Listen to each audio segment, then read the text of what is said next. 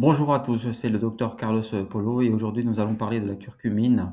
Nous en avions donné quelques mots aussi sur la vidéo sur la vitamine B12. En effet, la curcumine est un protecteur gastrique et il aiderait à euh, mieux absorber la vitamine B12 de façon indirecte. Donc, je profite de cet élan pour parler de la curcumine et de ses effets, notamment au niveau du microbiote intestinal. Et donc, comment une substance aussi mal absorbée par notre sang peut-elle avoir des effets aussi puissants sur notre santé? Eh bien, nous allons voir tout ceci. C'est le paradoxe qui entoure la curcumine. La curcumine, ben, c'est quoi? C'est le principe actif du curcuma, cette épice dorée utilisée depuis des millénaires dans la pharmacopée traditionnelle asiatique. Et donc nous allons voir où se joue réellement l'action de la curcumine, comment elle interagit avec notre microbiote intestinal et ce qu'en disent les études récentes disponibles et dont je tire les sources sur NCBI, PubMed Central, et je donnerai les liens des études en description sous la vidéo en bas. Donc à bientôt pour la prochaine diapositive. Alors, il y a une question qui revient souvent sur la curcumine, c'est qu'elle est faiblement biodisponible dans le sang et malgré tout, elle a quand même pas mal d'effets biologiques et donc on va essayer d'expliquer. Alors, pourquoi ce paradoxe de la biodisponibilité? D'abord, il faut savoir que la curcumine est un polyphénol, c'est-à-dire une molécule naturelle antioxydante extraite du curcuma. Elle est lipophile, c'est-à-dire qu'elle se dissout facilement dans les graisses. Lipophile se dissout facilement dans les graisses plutôt que dans l'eau.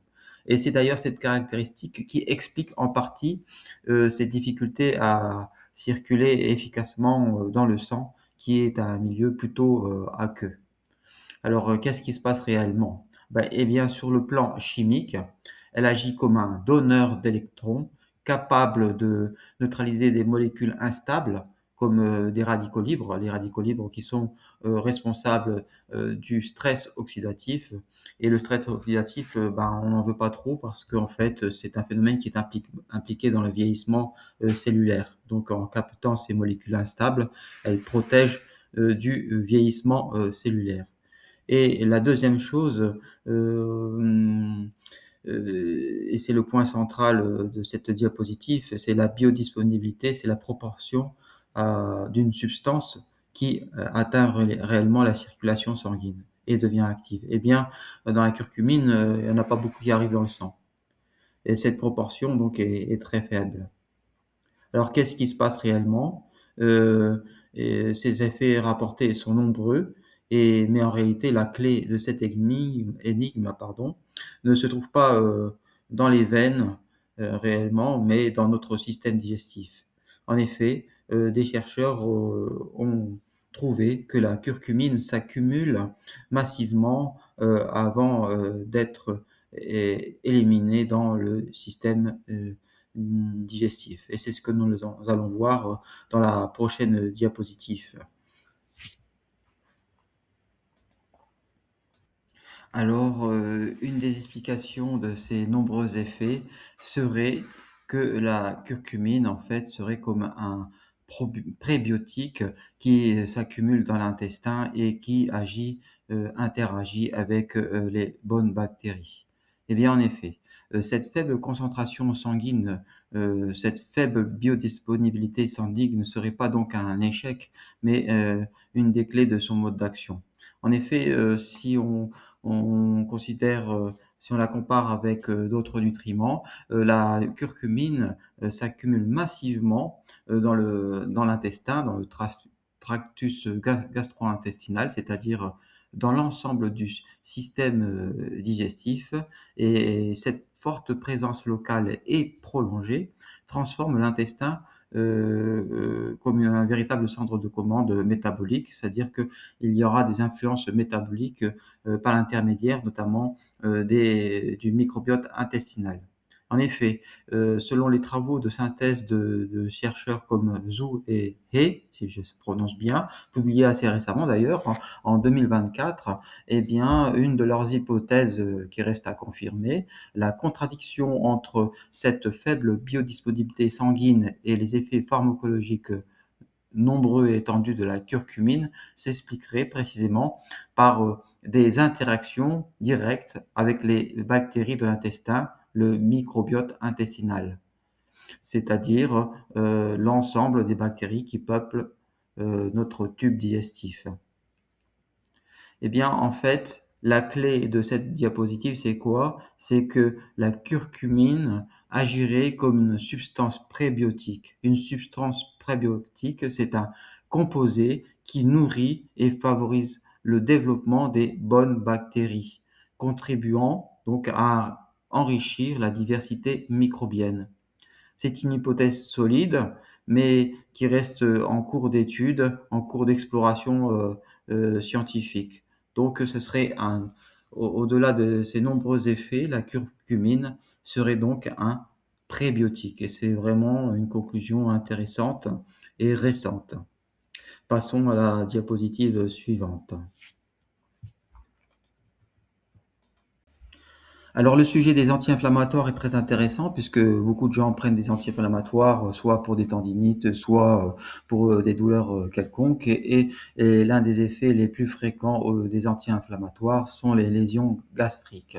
Eh bien, euh, euh, comment dire, la curcumine aiderait à préserver l'estomac contre les anti-inflammatoires.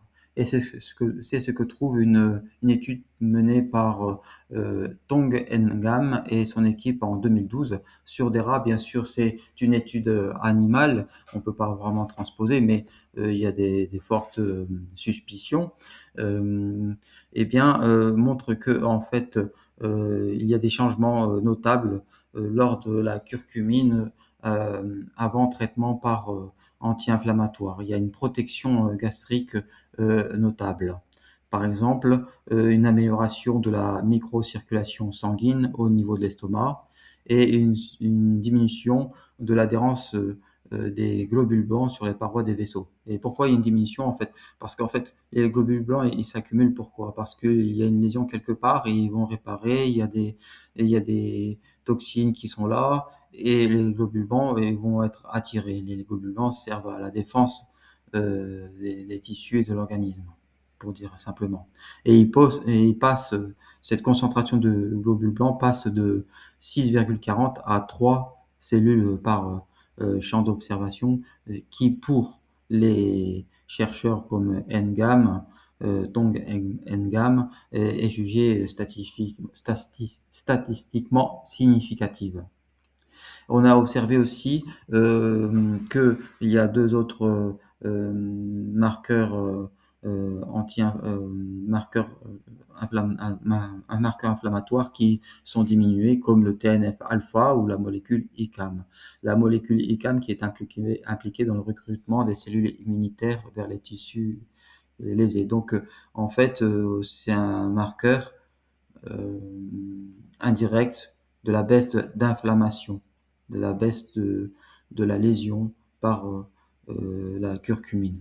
Et tout ceci aussi, on peut relier par rapport à notre précédente vidéo sur la vitamine B12, où on conseillait de prendre de la curcumine pour protéger la paroi de l'intestin, de l'estomac, pardon. Pourquoi? Parce que la paroi de l'intestin, avec les cellules gastriques, fabrique le facteur intrinsèque. Et la vitamine B12, pour être absorbée, a besoin du facteur intrinsèque. Donc, la curcumine, qui va protéger la paroi gastrique, va indirectement favoriser la physiologie et l'absorption de la vitamine B12. Et donc ici, dans cette étude, on peut faire le lien aussi par rapport à la protection de la paroi de l'estomac. Je vous invite à regarder mes vidéos sur la vitamine B12 pour être plus complet. Eh bien, dans la prochaine diapositive, nous allons parler de la barrière intestinale. Pour la curcumine, on peut aussi la considérer comme une espèce de maçon de la barrière intestinale.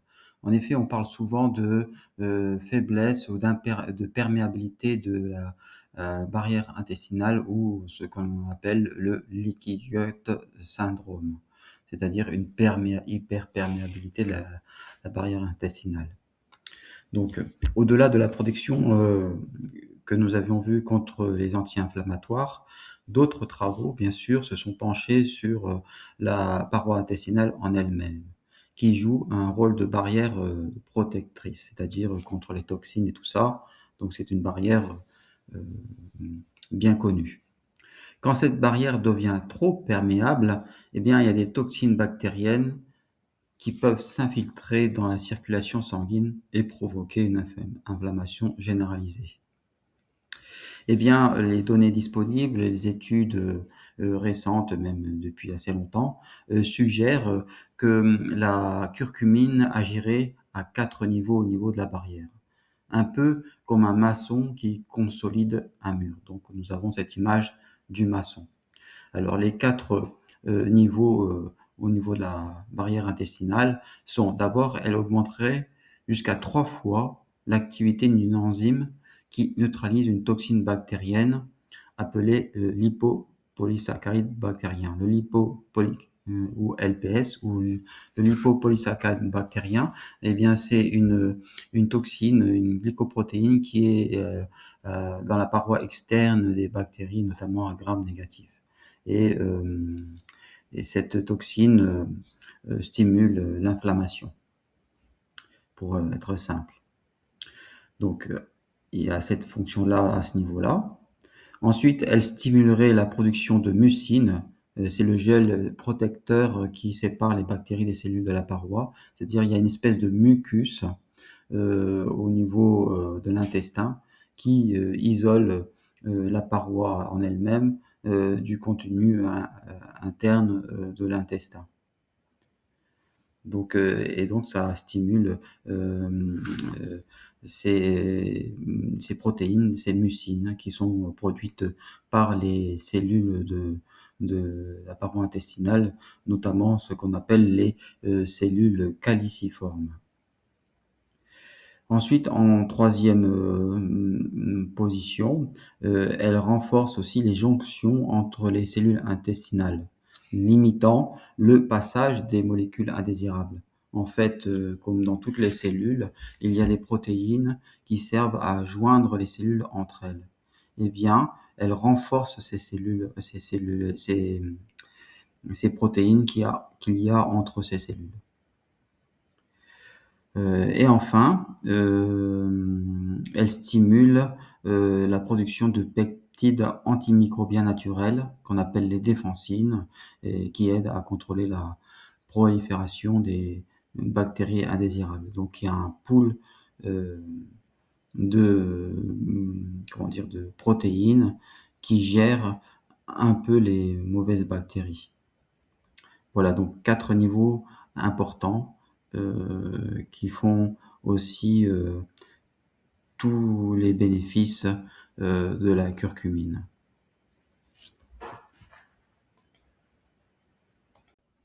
Alors, on parle de reprogrammer le microbiote et ce serait donc une des cibles thérapeutiques de la curcumine.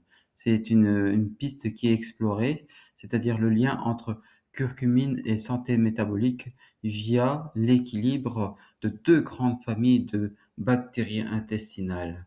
Et en fait, la curcumine agirait sur les firmicutes et les Bacteroidetes. Et en fait, un déséquilibre de ce rapport, c'est-à-dire une dysbiose, est associé à l'obésité et aux troubles métaboliques dans la littérature scientifique. En fait, la curcumine agirait comme un régulateur vers de bonnes bactéries. Et de là, de nombreux effets s'ensuivent. Et donc, selon les données rapportées, la curcumine pourrait réduire le déséquilibre et favoriser le développement de certaines bactéries considérées comme bénéfiques.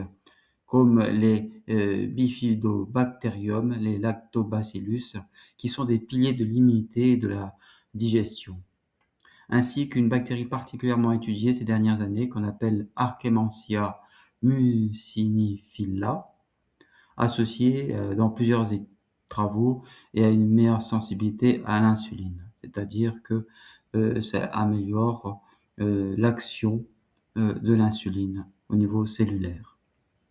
Alors d'autres choses aussi assez surprenantes sur des études assez récentes, hein, mais qui commencent à être confirmées. Bon, bien sûr, ça reste toujours